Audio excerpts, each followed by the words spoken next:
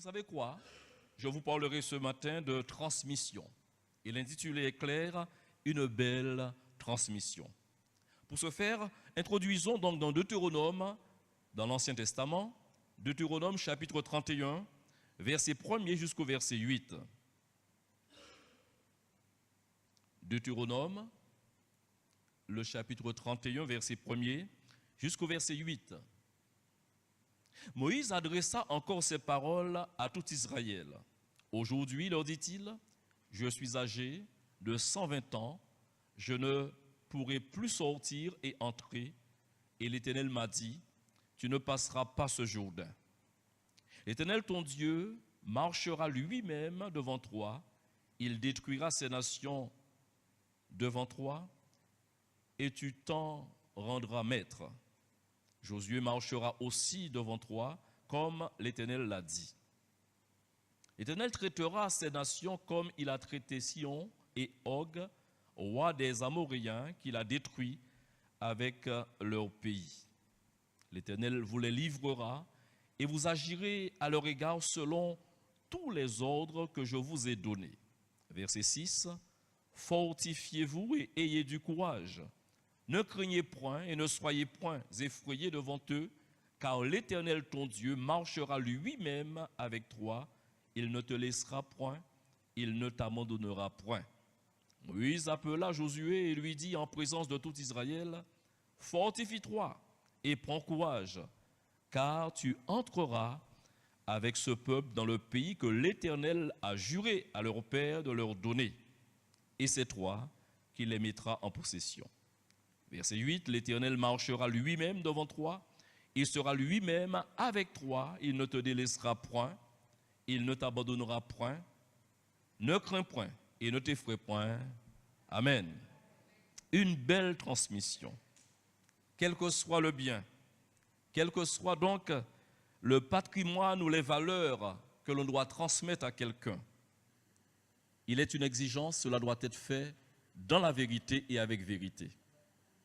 Celui donc qui reçoit doit pouvoir bien assimiler, comprendre, je dirais, la valeur de ce qu'il reçoit pour pouvoir mieux en évaluer donc quelle sera sa responsabilité. Dans le texte que nous venons de lire, la beauté de cette transmission se trouve dans la sagesse de cette passation. Tout y est. Tout se trouve en principe. Quand nous décryptons, quand nous soulignons ce qu'a dit Moïse, entre autres, il dit premièrement, je ne pourrai plus ni entrer ni sortir, comme pour dire que Dieu m'a assigné ma limite. Mon parcours est arrêté. D'ailleurs, il signifie son âge, qu'il a 120 ans, et vous savez que c'est cet âge-là donc il a quitté cette terre. Et il dit seulement cela, je ne serai plus.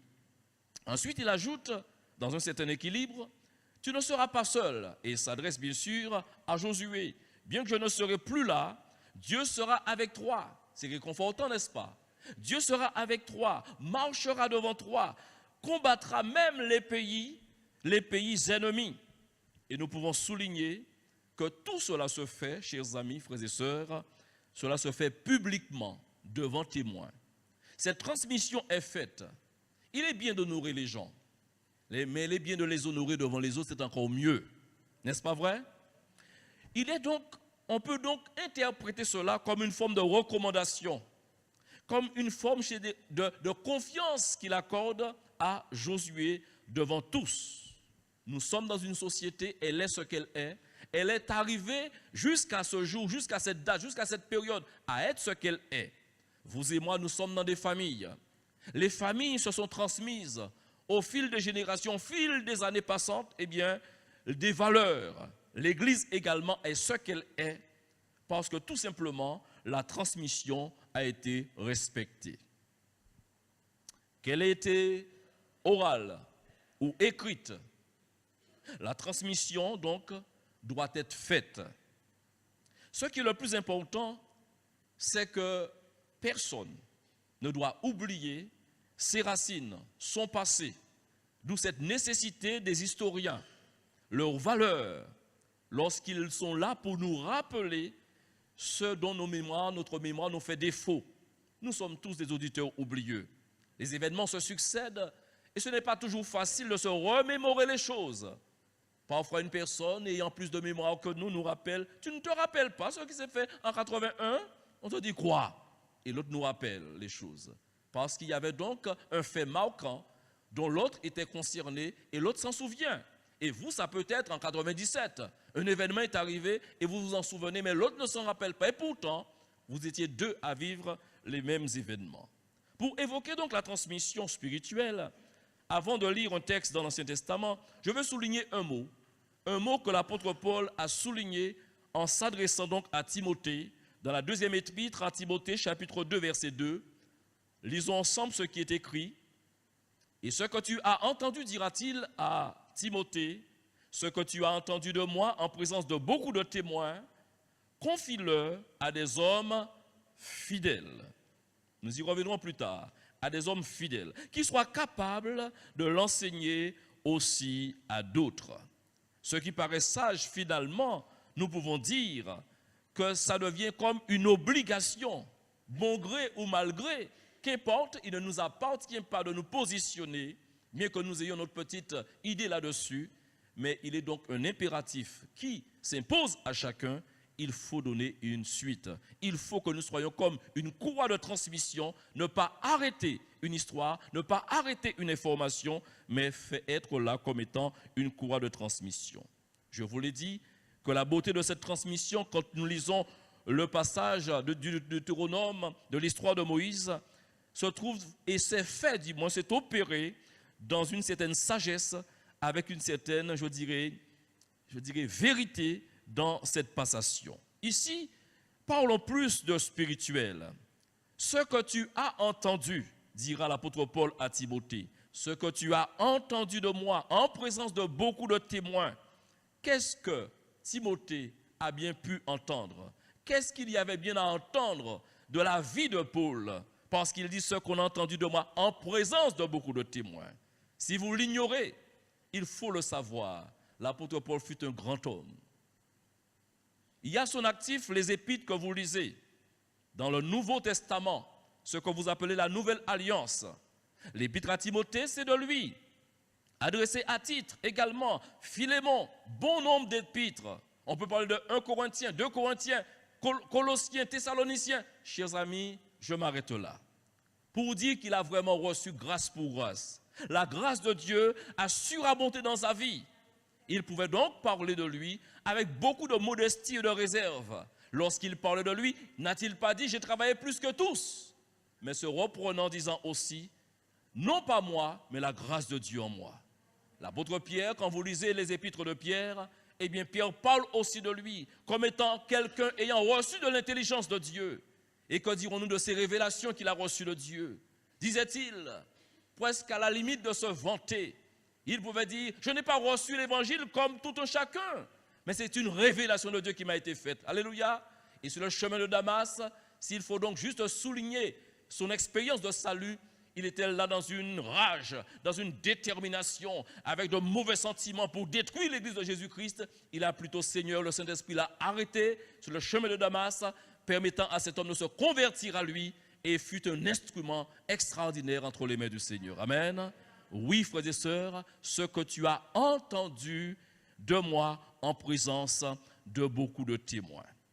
Ce que l'on a entendu. Mais pour faire un équilibre, lorsqu'on est un témoin oculaire, c'est formidable, n'est-ce pas?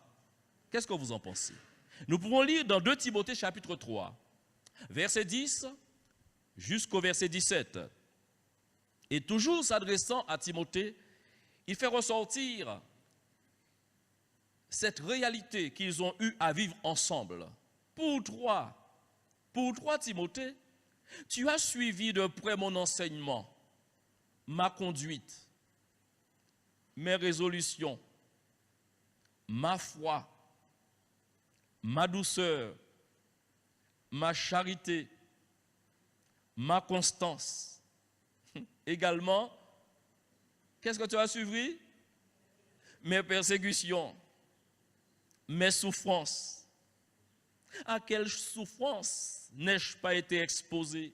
À Antioche, à Icône, à Lystre. Quelle persécution n'ai-je pas supportée? Mais dit-il, et le Seigneur m'a délivré de... Alléluia! Or, tous ceux qui veulent vivre pieusement en Jésus-Christ seront persécutés. Mais les hommes méchants et imposteurs avanceront toujours plus dans le mal, égarant les autres et égarés eux-mêmes. 3 Timothée, demeure dans les choses que tu as apprises et reconnues certaines, sachant de qui tu les as apprises. Dès ton enfance, tu connais les saintes lettres qui peuvent te rendre sage à salut par la foi en Jésus-Christ. Et dit-il, toute écriture est inspirée de Dieu et utile pour enseigner, pour convaincre, pour corriger, pour instruire dans la justice, afin que l'homme de Dieu, c'est l'objectif, afin que l'homme de Dieu soit accompli et propre à toute bonne œuvre. Je veux revenir à ce mot. Quand préoccupé que la transmission se fasse, l'apôtre Paul dira, confie-le à des hommes fidèles. La fidélité, dans plusieurs autres versions, est remplacée par le mot confiance. Par des hommes fidèles ou encore des hommes dignes de confiance. C'est remplacé aussi par des gens sûrs. Confie-le à des gens sûrs, parce que ce serait un manque d'intelligence que de verser de l'eau dans un panier percé. Vous pensiez faire du bien, vous êtes tellement pressé, vous n'avez pas vérifié. C'est arrivé à quelques-uns d'entre vous. Vous prenez une bouteille, vous transvasez un liquide. Et puis après, quand vous revenez le lendemain, la bouteille est vide. Il y a un petit trou, pas faire attention. Et pas ni moyen de récupérer le produit, c'est un produit de qualité. Il est intelligent, sage et intelligent que vous puissiez prendre le temps pour vérifier que le contenant est en mesure de recevoir son contenu. La parole de Dieu, elle est belle. Alléluia. Elle est une valeur extraordinaire. Elle dégage des principes. Elle nous donne des principes de vie qui nous permettront, chers amis, de cheminer en direction du paradis, en direction du ciel. Alléluia. D'où l'importance de veiller à ce que nous transmettions ces paroles aux bonnes personnes, des personnes sûres. Pourquoi? Parce que, chers amis, la continuité doit être assurée. Il faut veiller à la continuité. J'aimerais vous dire que la compétence de quelqu'un, parce qu'il y en a parmi vous et moi, la terre est remplie de personnes compétentes.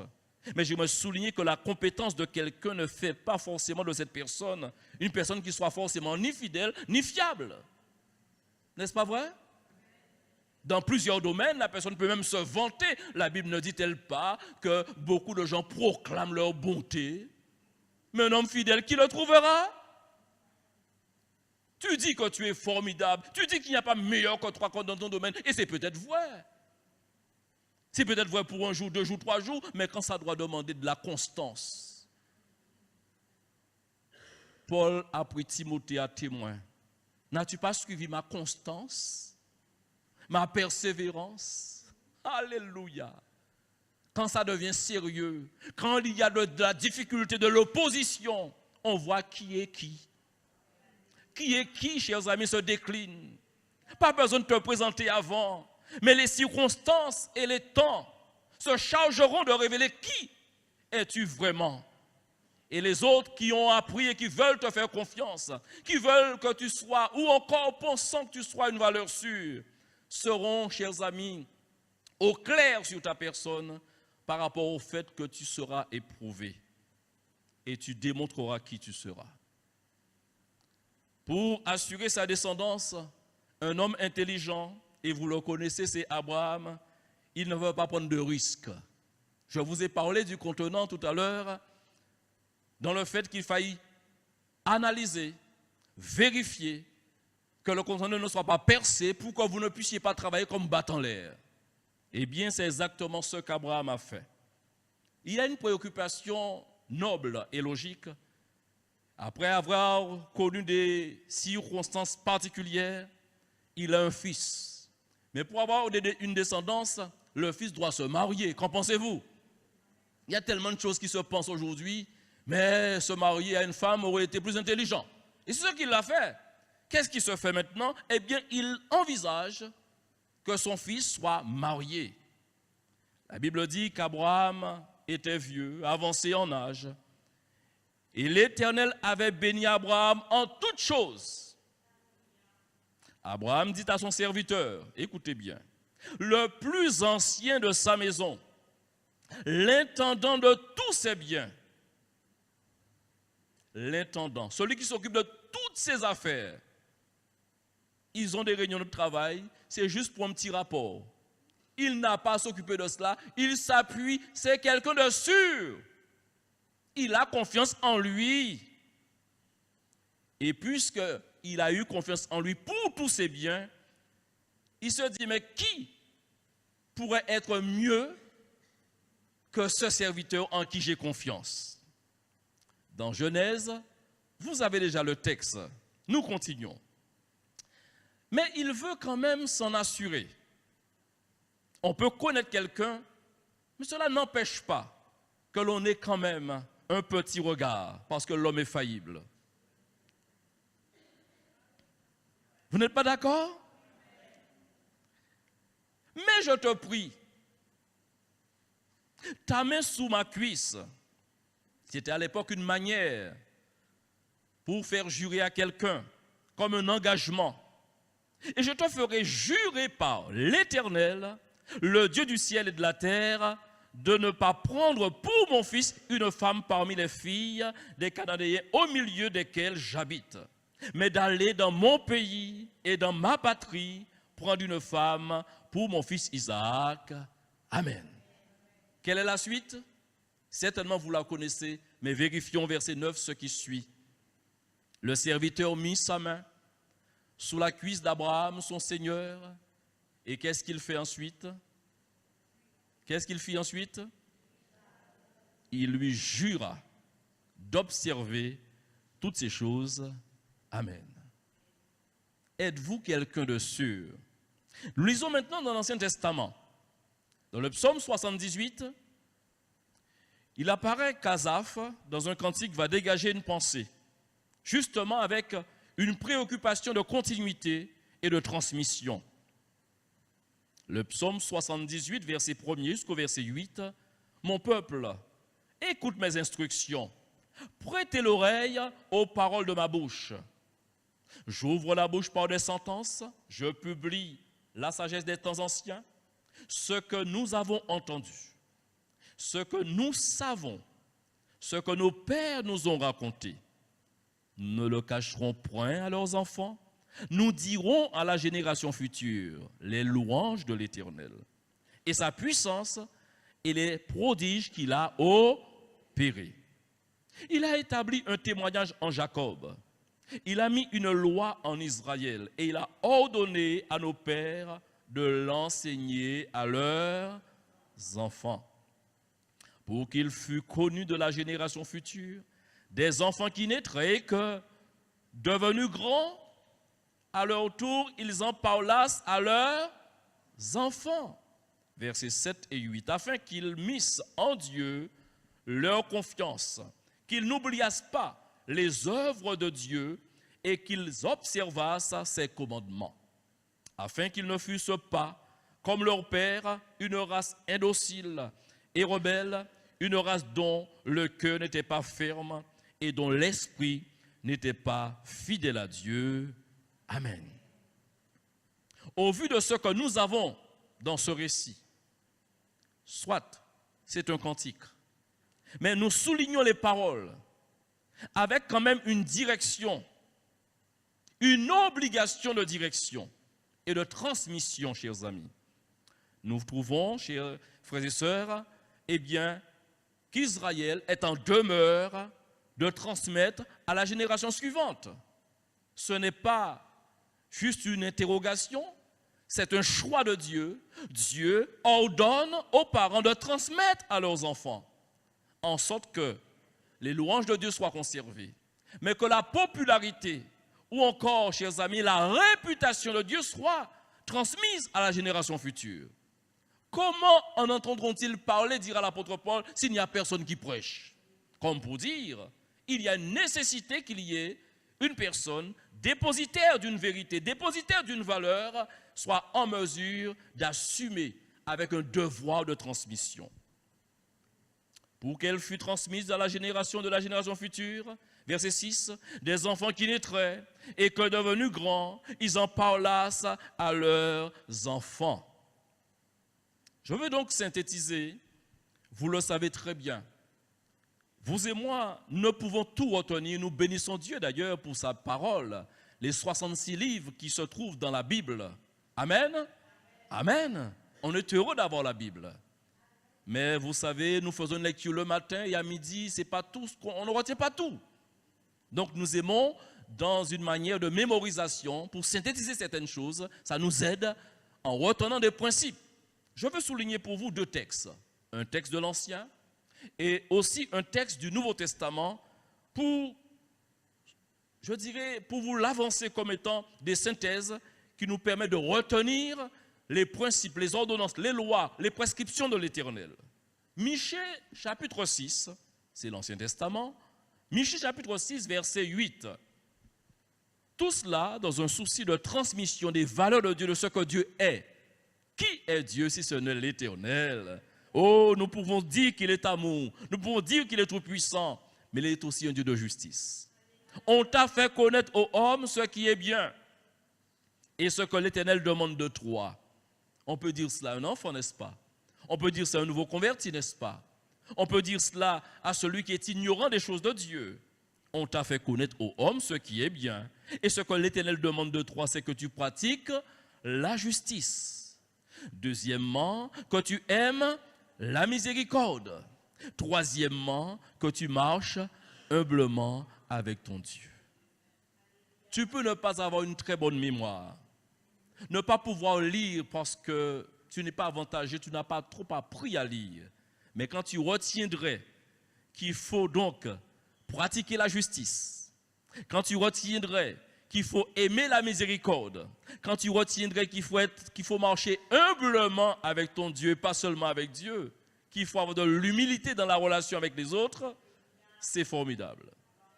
Ajoutons maintenant un texte du Nouveau Testament, Romains chapitre 14, verset 17.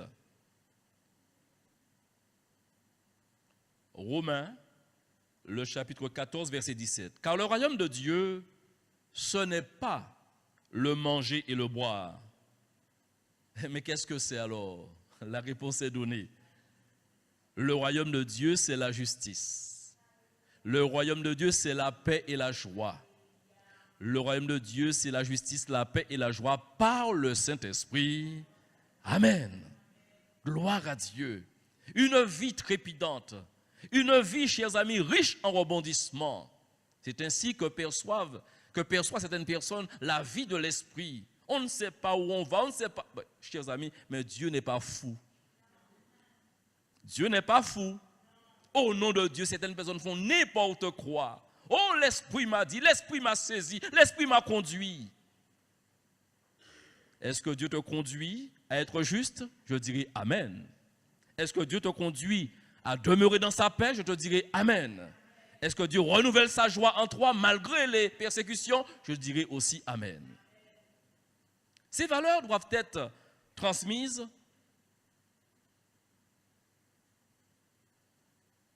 parce que nos enfants sont comme des éponges qui demandent à absorber ce que nous leur donnons. Les enfants sont comme de la pâte à modeler en fonction de la forme qu'on leur donnera. Cette forme risque de rester. C'est pourquoi on ne devrait pas se ménager dans ce que nous devons transmettre. Mais cela demande une intelligence extraordinaire. Je dirais certaines choses par rapport à cela tout à l'heure. On ne peut pas, en aucune manière, considérer un enfant comme un adulte. Un enfant de 3 ans, de 5 ans, ce n'est pas un adulte de 30 ans, de 50 ans. Vous êtes bien d'accord? Il ne s'agit pas d'endoctrinement. Quand il est question de transmettre les valeurs de Dieu, les valeurs spirituelles, Il n'est pas, je dirais, question d'endoctrinement ou encore de bourrage de crâne, de dictature, encore moins d'oppression sur de jeunes enfants. On ne peut pas imposer à un enfant ce qui ne lui est pas encore imposable. Mais plutôt, on doit mettre l'enfant dans un climat. On doit mettre l'enfant dans une ambiance familiale, une ambiance saine. Il se pourrait qu'en évoquant ces choses, tu es déjà crispé. Parce que ton passé n'a pas été ce que je suis en train de dépeindre. Le but du message, ce n'est pas de faire souffrir. Je ne pourrais m'empêcher de citer des choses qui ne conviendraient peut-être à ton passé, un passé douloureux que je respecte.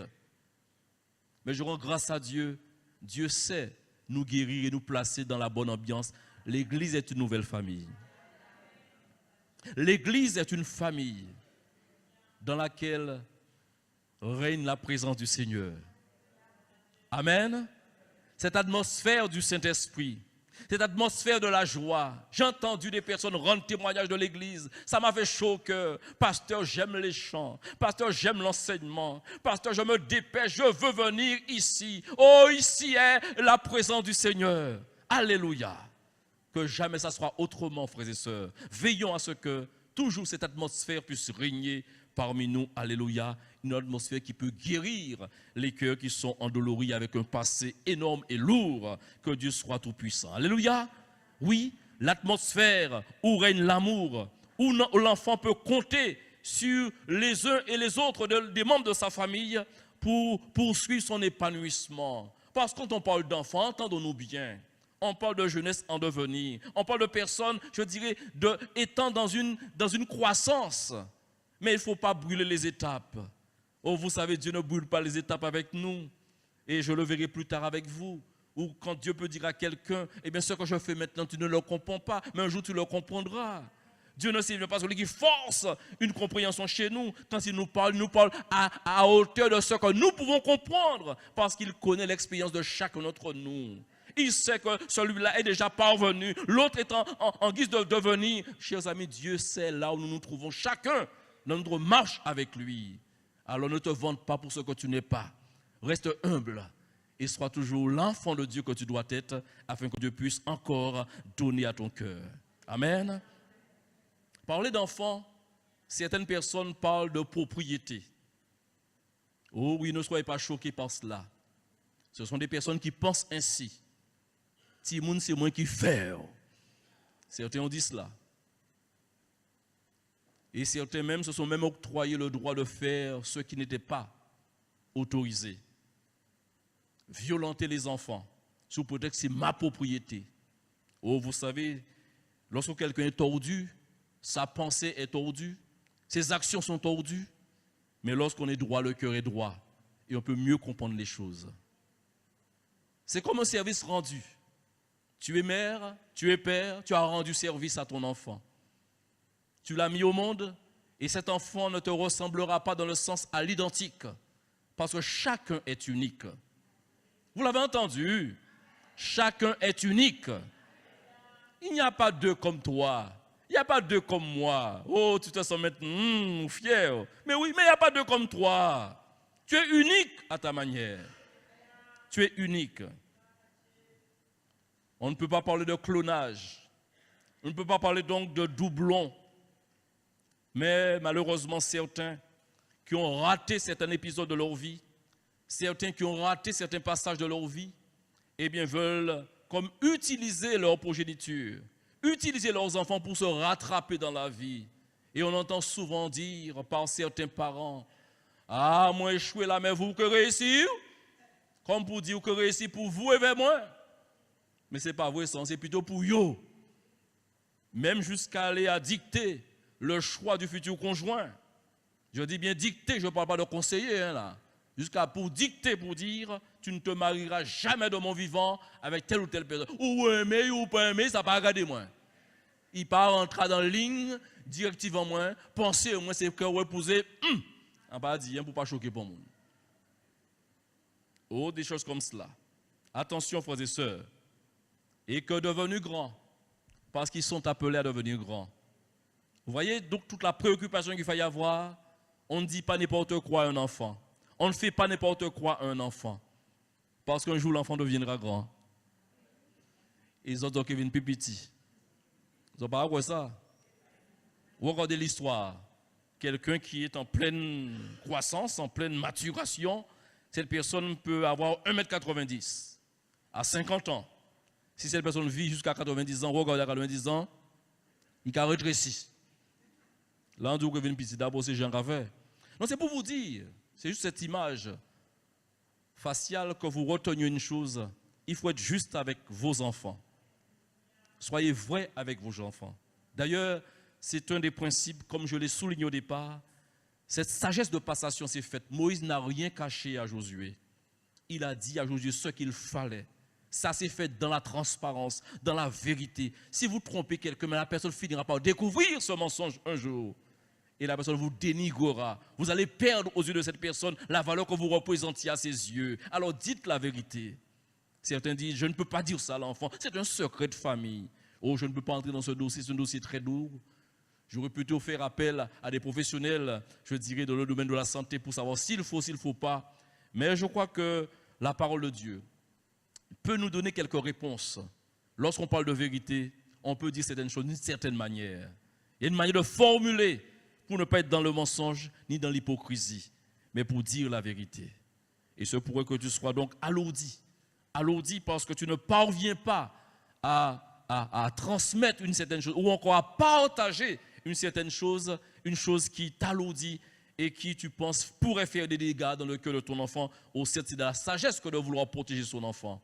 Mais laisse-le prendre encore de la graine et lorsque l'enfant grandira un petit peu plus, prends la résolution de partager à hauteur de ce que l'enfant peut comprendre. Mais dis-lui les choses. Oh, quand c'est dit par maman et par papa, quand c'est dit par une personne digne de confiance, nous parlons de personnes sûres. Aux yeux de l'enfant, qui est plus sûr selon vous? C'est papa qui est plus sûr. Aux yeux de l'enfant, c'est maman qui est plus sûr. Alors quand maman ne dirait pas, quand la vérité ne viendrait pas de la bouche de maman et de papa, les personnes qui sont regardées par l'enfant comme les valeurs sûres, mi catastrophe mi. Mi catastrophe mi. Dès ton enfance, tu connais les saintes lettres qui peuvent te rendre sage à salut par la foi en Jésus-Christ. Alléluia. Je veux souligner, je l'ai déjà un peu dit, mais je veux insister pour dire à chacun que la transmission ne devrait pas seulement respecter la voie orale, la voie académique, comme vous l'êtes là aujourd'hui. Certains diraient, même vous écoutez religieusement, c'est comme un monologue, le pasteur parle, le pasteur prêche et vous écoutez. Mais je ne pense pas que dans la vraie transmission, qu'il y a seulement cet aspect qui est respecté. Cet aspect-là peut être respecté, peut-être fait, je dirais, fait convenablement, mais il y a un autre aspect. Je veux faire ressortir dans 2 Timothée, chapitre 1, verset 1, jusqu'au verset 5, l'aspect de l'exemple. On l'a un peu vu déjà dans ce que Paul disait à Timothée, mais amplifions avec une source familiale en parlant de l'apôtre Paul, en parlant du moins quand Paul parle à Timothée, nous avons des éléments qui nous permettent de dire cela. Paul, apôtre de Jésus-Christ, par la volonté de Dieu pour annoncer la promesse de la vie qui est en Jésus-Christ. À Timothée, mon enfant bien-aimé, que la grâce, la miséricorde et la paix te soient données de la part de Dieu, le Père, et de Jésus-Christ, notre Seigneur. Je rends grâce à Dieu que mes ancêtres ont servi et que je sers avec une conscience pure. De ce que nuit et jour, je me souviens continuellement de toi dans mes prières, me rappelant tes larmes et désirant te voir afin d'être rempli de joie. Gardons le souvenir de la foi sincère qui est en toi, qui habita d'abord dans ton aïeul Loïs et dans ta mère Eunice et qui, j'en suis persuadé, habite aussi en toi. Quel beau souvenir! Comme chacun, nous avons de beaux souvenirs. Gardons le souvenir de la foi sincère qui est en toi, qui habita d'abord.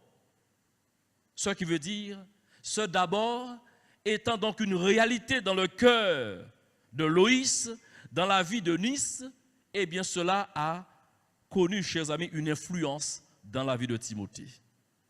Et c'est là ce qui est souligné. Je suis persuadé, ces choses aussi habitent en toi, cette foi sincère habite aussi en toi.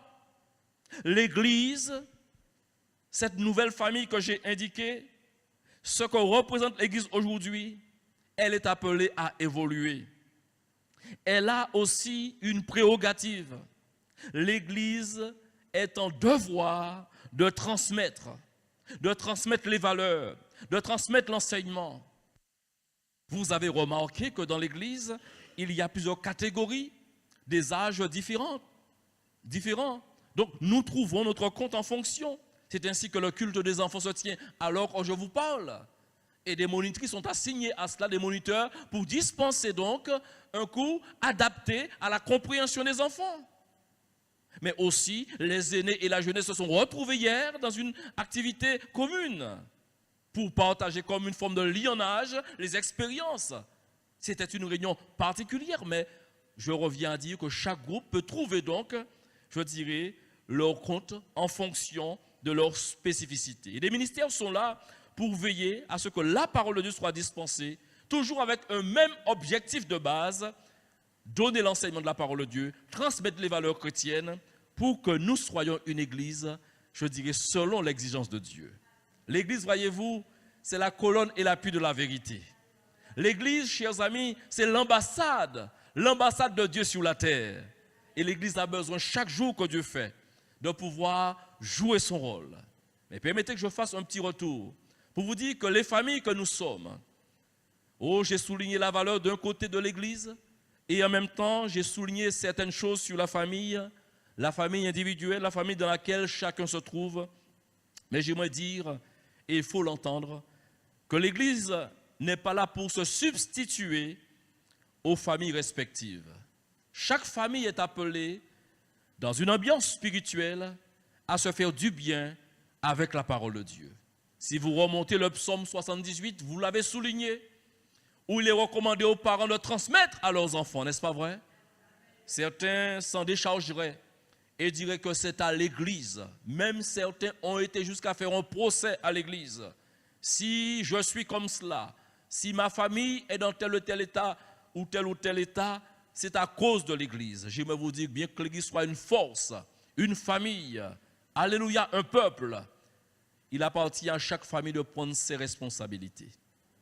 De prendre sa responsabilité. L'église est là pour être un complément, pour complémenter, mais non pas se substituer et jouer le rôle de la famille. Quand je dis cela, certains malheureusement, au lieu d'être des facteurs de construction, ont malheureusement été très maladroits. Certains n'ont pas su transmettre. Nous l'admettons, tous n'ont pas la même faculté de transmettre. Vous êtes bien d'accord? Et certains ont été très maladroits, ont eu à se repentir. Mais ils ont fait des dégâts parfois irréversibles dans le cœur de certains enfants qui ne veulent plus entendre parler de Dieu. Pourquoi? Comme je l'ai dit précédemment, à chaque âge, il y a une manière de faire avec l'enfant. Le plus important, c'est de retenir une chose, mon frère, ma soeur. Tu peux ne pas tout retenir.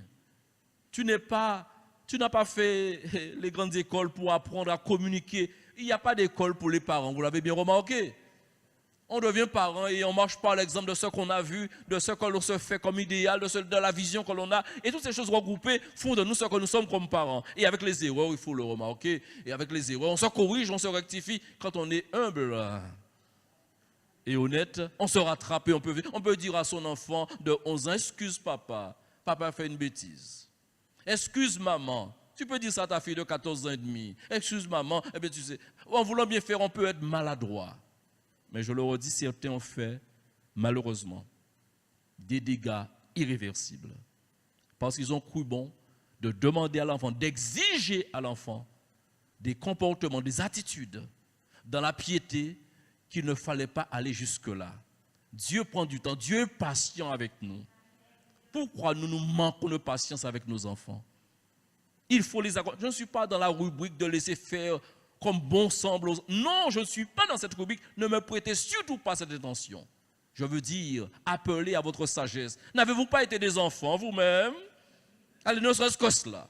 Faites un retour en marche arrière. Une voiture d'auto-école a marqué sur sa vitre arrière, souvenez-vous de vos débuts. Savez pourquoi? Parce que vous qui venez derrière, vous ne comprenez pas toujours qu'est-ce que ce véhicule roule là, 40, alors qu'on nous dit que vitesse limitée à 70. Mais quand rapidement vous allez vous souvenir que vous aussi vous avez débuté un jour, vous étiez dans l'apprentissage un jour, vous avez calé voiture aussi. Vous avez manqué bourreau, vous avez bourré les trottoirs aussi. Quand vous allez vous souvenir de cela, vous allez avoir plus d'indulgence, plus de patience pour dire, ah enfin, ouf, un petit peu d'énervement, mais parce que vous êtes pressé, mais vous allez comprendre l'autre qui est devant. Revenons avec vos enfants, revenons avec ton fils et ta fille, exactement c'est pareil. Drôle d'idée, la Bible parle de folie qui s'attache au cœur de l'enfant. Il veut s'habiller pavé. Mais ou quoi essayer être de vrai pédagogue ou quoi parler bail? Ou quoi écouter, c'est bien ce que tu veux mon chéri. Mais si tu veux ça, tu sais que, et tu comprends. Ou quoi qui vient enseignant. Ou pas faire l'école, mais ou quoi qui trouve, ou quoi vient plus fort qui. Et ou quoi commencer à dire, et quoi parler de monde là, communication. Je me rappelle de cet homme qui ne connaît pas Dieu. Mais vraiment qui ne connaît pas Dieu. Et là, je vais fermer la parenthèse pour aller plus loin. Il m'a rendu témoignage il y a près de 28 ans en arrière. Il me dit, Monsieur Clavier, j'ai mon fils chez moi, il a décidé qu'il a 17 ans, il veut le laisser pousser ses cheveux. Monsieur, je vous donne une histoire ancienne, hein? Ce n'est pas maintenant. Bon, Et ce qu'il dit, j'ai retenu ce qu'il m'a dit, il était embarrassé avec la chose. La seule réponse qu'il a trouvée à faire à son fils, quand tu seras majeur, tu feras ce que tu voudras. Il ne sait même pas pourquoi il a répondu cela. Entre 17 ans et 18 ans, quand 18 ans est arrivé, il m'a dit, le fils ne lui a jamais parlé de cheveux longs. C'est une manière, lui, ça a été sa stratégie. Le temps passant, le fils n'a plus jugé utile d'aller vers cela. Mais il m'a dit, s'il était entré frontalement avec son fils, il était épais de garçon. Est-ce qu'en cas il faut être permissible, permettre toute bite faite? À pas sans dit. Autant sans dit, en mettez devant, stratégie à papa là ça. Et j'ai retenu parce qu'à l'époque où il me parlait, je vous dirais, je n'étais même pas encore marié, célibataire. Et là j'ai écouté, dit, ah bon, là pour prendre, faut prendre. Nous toutes l'école à mon Dieu. Vous pour mailler, écoutez les gens qui jamais maillé. Vous qui jamais maillé, tendez l'oreille aussi vers les gens jamais. Pas commettre les mêmes erreurs. Vous n'êtes pas d'accord? Bon, allez, une belle transmission respecte le principe de l'anticipation. Comment expliquer cela? Et c'est pourtant une réalité des personnes ayant un potentiel, des personnes ayant une capacité, mais qui décident en toute liberté de ne pas transmettre. Accordé aux grandes firmes de boissons, je ne vais même pas citer le nom, qui ont des secrets qui se sont transmis de génération en génération, de conserver cela, c'est commercial. Mais lorsque tu me dis que tu as un savoir-faire, tu as une science, une chose que toi-même, certainement, tu as appris de quelqu'un d'autre, qu'est-ce qui empêchera que tu puisses communiquer ce savoir-faire à l'autre? Pour qu'après ton départ, je ne dis pas la mort, hein, après ton départ, que l'autre puisse savoir faire. Qu'est-ce que vous en pensez? Eh bien, certains sont dans un esprit égoïste et refusent de transmettre. La parole de Dieu nous dit dans 1 Corinthiens, chapitre 4, verset 7, et je vais m'adresser à l'Église par rapport à cet aspect. Qui est-ce qui te distingue? Qu'as-tu que tu n'aies reçu? Et si tu l'as reçu, pourquoi te glorifies-tu comme si tu ne l'avais pas reçu? comment percevez-vous ce récit? C'est une interpellation. Sous la forme d'interrogation. Qu'est-ce que nous dit l'Esprit du Seigneur? Ce que tu es, ma soeur, ce que tu es, mon frère, ce que tu es, monsieur, madame, ce que vous êtes. Dieu fait de vous ce que vous êtes. Dieu a fait de vous ce que vous êtes. Vous avez reçu de Dieu. Un homme l'a dit, Paul l'a dit. Notre capacité nous vient de Dieu. Si tu as reçu de Dieu, souvenez-vous lorsque Christ souhaitait que les apôtres se lancent dans l'évangélisation, il leur a dit en partant, vous avez reçu gratuitement, donnez gratuitement. Amen. Nous avons un devoir de transmission. Lorsqu'on est dans cet état d'esprit, on éloigne de nous toute négligence, sachant que le départ peut être imminent. Quand sur la forme poétique, la Bible présente, qu'est-ce que l'homme? Qu'est-ce que sa résistance? Qu'est-ce qui vous est enseigné? La Bible dit que l'homme est comme la fleur des champs, comme l'herbe des champs. Il apparaît et il disparaît aussitôt. Comme pour dire, nous avons une part où l'on pourrait qualifier de choses éphémères. Nous sommes là, nous ne pouvons plus être là. Un arrêt cardiaque et tu n'es plus. Donc, dans cette pensée, pas parce que tu es là dans une forme de blocage mental et psychologique par rapport à la mort, mais tout simplement en guise d'anticipation. Tu te dis, je ne sais pas quand est-ce que je partirai, mais je fais tout. Je veux transmettre ma valeur. Ma soeur, tu occupes quelque chose dans l'église, une responsabilité quelconque, et c'est d'avoir la pensée de Christ, une pensée sage, qui sera de transmettre ton savoir, de prendre une personne avec toi, pour l'éduquer au service que tu fais. En fin de compte, Josué était là, tout près de Moïse. Si tu es vraiment Moïse, Madame Moïse ou Monsieur Moïse, prends des Josué aux côtés de toi. C'est pour que lorsque tu t'en irais ou à 120 ans, allez, tu es consolé? Ça ne te fait pas peur de partir? Vers 120 ans, ça peut aller, mon frère. Si bon Dieu, tu crois pas à 120 ans, ça peut aller quand même. Eh bien, quand tu t'en irais, il y aurait donc Josué pour continuer, pour que les valeurs soient transmises, pour que, chers amis, les principes de Christ, les principes de l'évangile demeurent jusqu'à ce que Christ revienne. Amen. Oh, j'aimerais prendre une bretelle matérielle avant de terminer. Et souvenez-vous quand Ésaïe, inspiré du Saint-Esprit, en tant que prophète, ira vers Ézéchias. Selon Ésaïe 38, verset 1er, il lui a été dit cette parole, « Donne tes ordres à ta maison. Donne tes ordres à ta maison, car tu vas mourir. » Je pense que Dieu aurait pu s'arrêter là. Qu'est-ce que vous en pensez? Qu'est-ce qu'il y a d'autre à comprendre? Si on te dit que tu vas mourir, ça doit être clair pour toi. Mais Dieu fait en sorte qu'il n'y ait pas d'incompréhension. Le prophète amplifie sa phrase et il dit « Et tu ne vivras plus ». Certains diraient, je revois ces professeurs qui diraient « Vous surchargez le texte, ce n'est pas utile de mettre cela, ça veut dire cela, pourquoi tu as dit ça ?» Mais lui, bon Dieu, il ne peut pas parler français comme nous. Il peut parler, en plus, il peut parler meilleure manière que nous. Frères et sœurs, donne tes ordres à ta maison car tu vas mourir. Et ensuite, et tu ne vivras plus. Avez-vous des héritiers? Certainement. Avez-vous préparé ou êtes-vous en train de préparer les choses en bon uniforme, en bonne forme, dans le respect des choses, des règles, des lois du pays? Faites-vous bien les choses pour laisser à vos héritiers des choses non compliquées, des choses non... Parfois, ni bitin qui mêle quand sans et farine, souvent riva séparé sans et farine ou fort même. C'est pour vous dire, frères et sœurs, il y a, je vous ai bien dit, c'est une bretelle matérielle. Certains même se diront, mes frères, nous sommes chrétiens. Notre cité à nous n'est pas d'ici bas. Notre cité à nous, elle est céleste. Alléluia. Tu me parles de bien matériel, frère. L'un qui a rencontré Jésus, il y a qu'un débrouillé. Donne tes ordres à ta maison.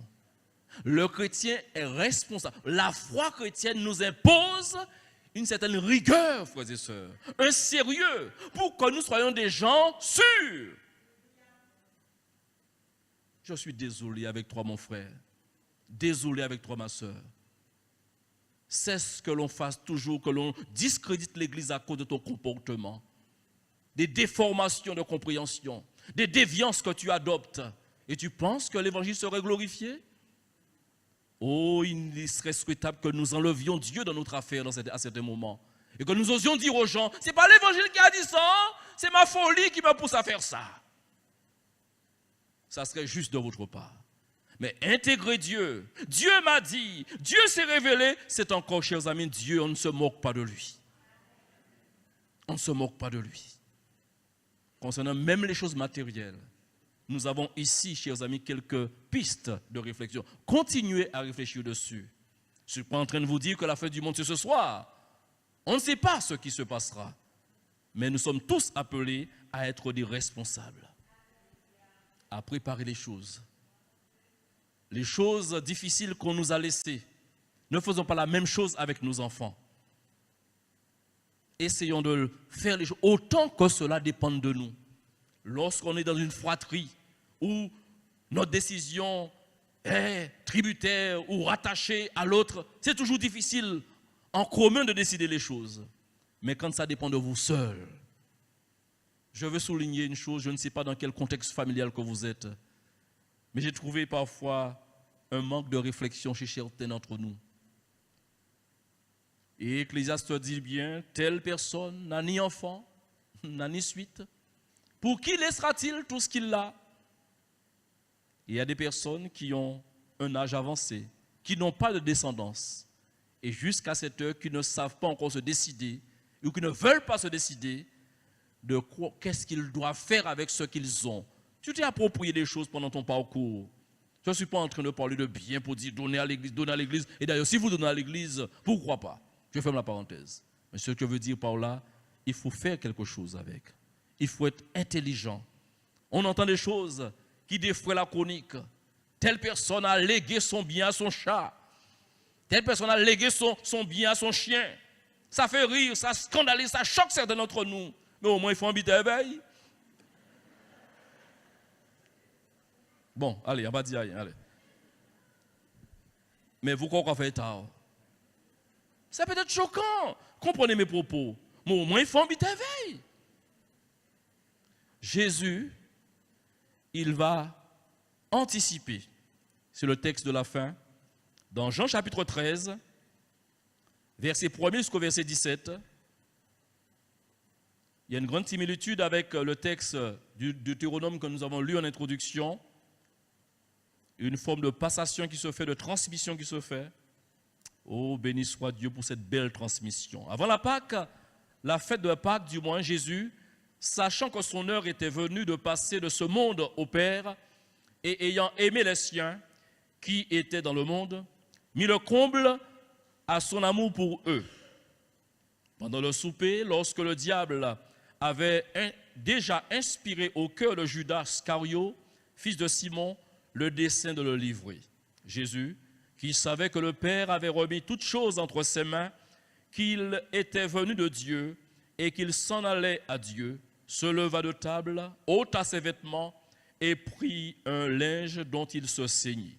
Ensuite, il versa de l'eau dans un bassin et il se mit à laver les pieds des disciples et à les essuyer du moins avec le linge dont il était saint.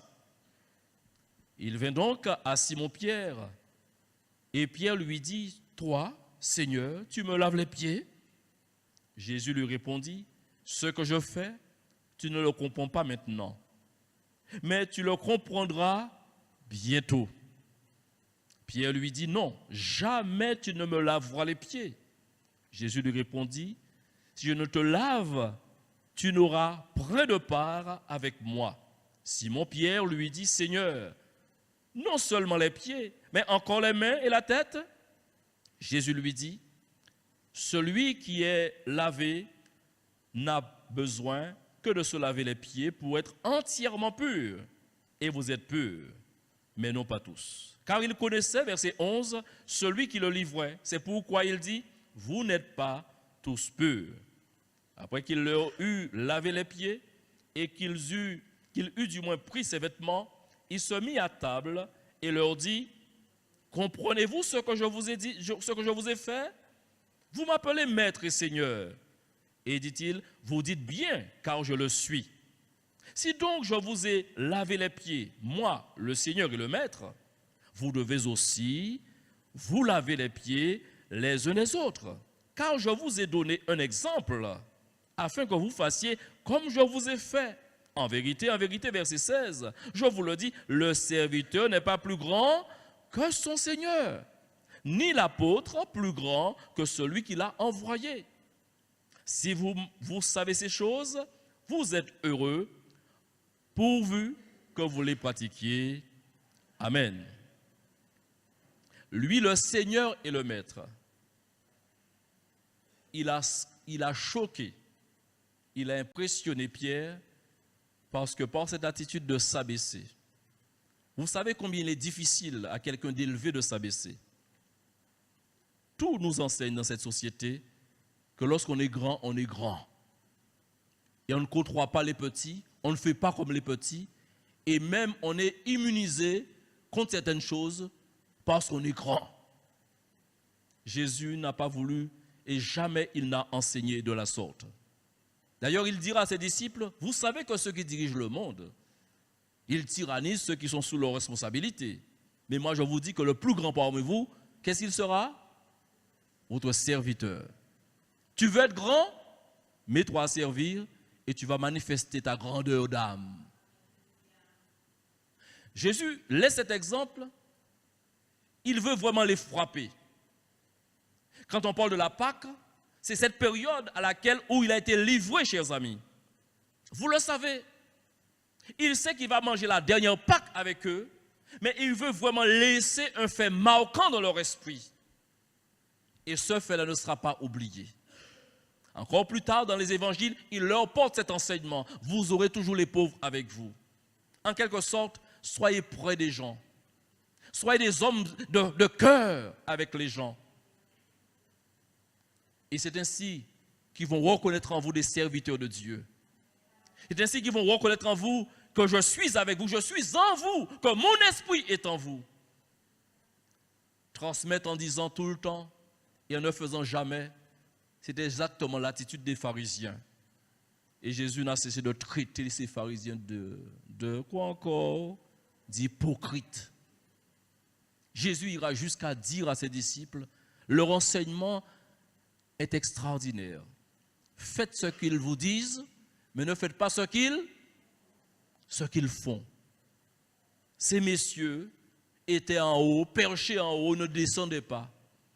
Jésus voulait dire à ses disciples en quelques mots pour terminer, transmettez pas seulement, je dirais, un enseignement oral, mais que votre personne soit là, je dirais, pris à témoin et que vous soyez de vrais modèles.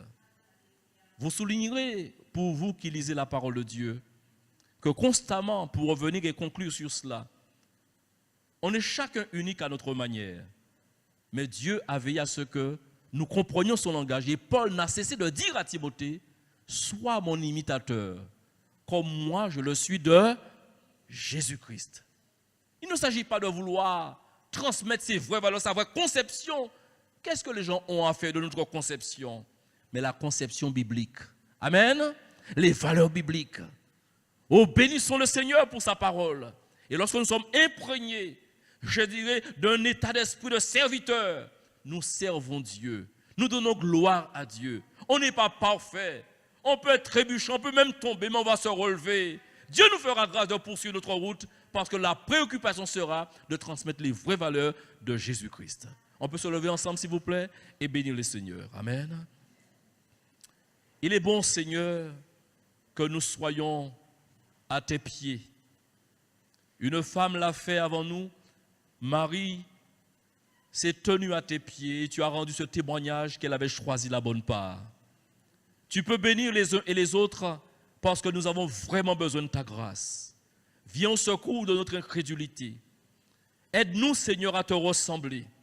Aide-nous, Seigneur, à transmettre tes valeurs aux autres, pas seulement en parole, mais en action et avec vérité. Nous avons besoin de te ressembler en tout et partout. Viens renouveler nos cœurs, Seigneur. Mettre de meilleures dispositions en nous et que toute gloire te soit donnée, Père, au nom de ton Fils. Amen.